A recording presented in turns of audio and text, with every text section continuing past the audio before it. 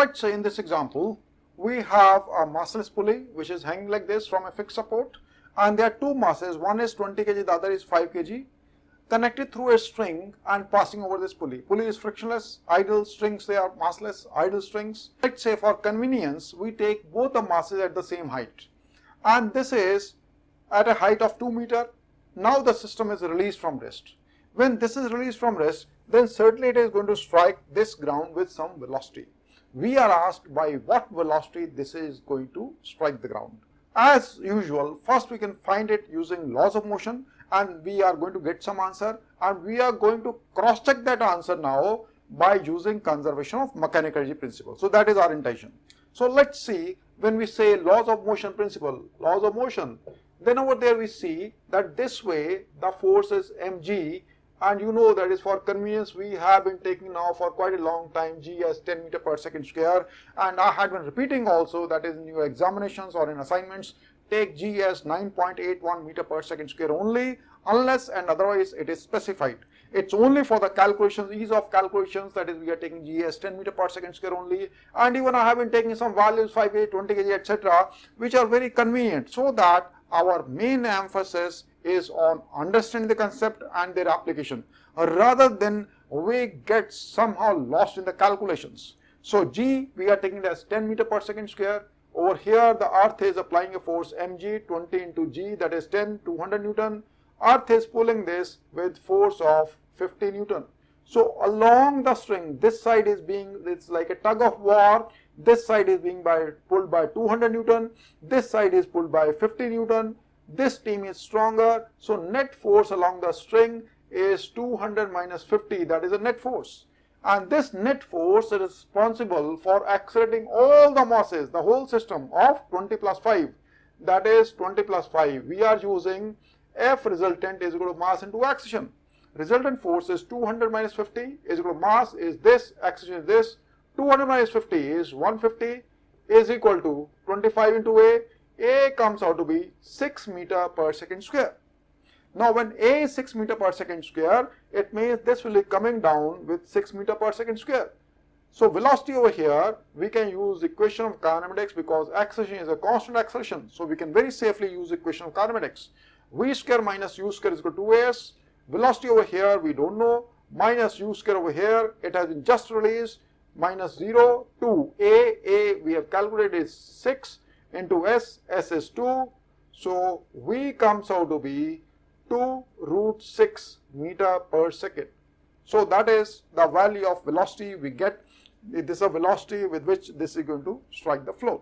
So we say our velocity of this, it comes out to be, I write over here 2 root 6 meter per second. For reference we have written over here, because now we are going to use the conservation of mechanical energy principle.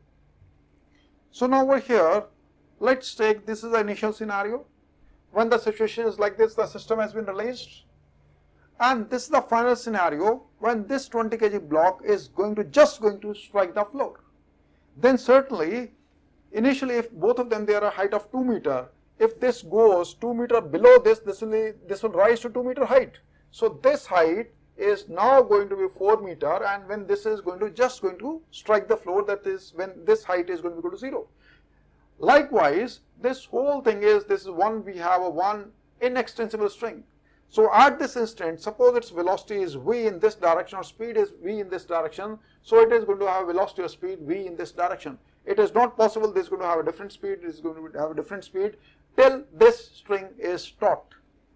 So now let's apply the conservation of mechanical energy between this diagram and this diagram. Between these two, there is no loss of energy, there is no loss of kinetic energy, potential energy, any kind of energy, there is no loss against friction, etc. There is no air resistance, we are taking air resistance equal to 0. So we can very safely apply the conservation of mechanical energy principle. Let's apply conservation of mechanical energy principle. So we say mechanical energy of system A is equal to mechanical energy of system B. We have taken these two systems, this whole one system and this system. So the mechanical energy when we say of this system is mechanical energy of this block plus mechanical energy of this block. Pulleys, they are massless, they are ideal, so there is no energy dissipation on the axle or anywhere, there is no losses. So mechanical energy in this situation is equal to mechanical energy in this situation. Let's talk about mechanical energy over here. That is right now what is mechanical energy of this. So it means we are talking about potential energy. Let's call it as object number 1 and let's call it as object number 2. So it is P1 Ke1 potential plus kinetic energy, that is mechanical energy of this, and similarly P object number 2 and kinetic energy as object number 2. So if we add these two, we find the mechanical energy of this. If we add potential energy kinetic of this, we find the mechanical energy of this. We add this plus this, so we find the total mechanical energy of this. So P1 potential of this, that is when you talk about, let's divide this space into parts. One is mechanical energy 1A and this is at B situation. So over here, that is, it says P1 plus K1 is mechanical energy of this plus P2 plus K2 is the mechanical energy of this. So if we add the two, so that comes out to total mechanical energy of A configuration. So P1, it is going to be mgh 5g2 plus kinetic energy is, velocity is 0, speed is 0. So we know that is kinetic energy is half mv square. Suppose speed is equal to 0, so half m0 square, that comes out to be equal to 0 plus potential 2, that is 20g2. Once again it has been released from rest, speed is 0, so plus kinetic energy is going to be equal to 0, so equal to 5g2. We are taking it as g as 10, so it is 5g2, this is 20g2. So this is comes out to be 25g2, that is 50, 25 into 2, 50, 50 into g 10, that is, it is going to be 500 joule. So this comes out to be 500 joule is the total mechanical energy of this. Now over here in this scenario, in this configuration, we are finding mechanical energy B. So once again we will find this, once again object number 1, this is object number 2, we will find the P1, we will find the K1, we will once again find the P2, we will find the K2, we will add these two to find the mechanical energy of this, we will add these two to find the mechanical energy of this, then we will add these two to find the total mechanical energy in configuration B.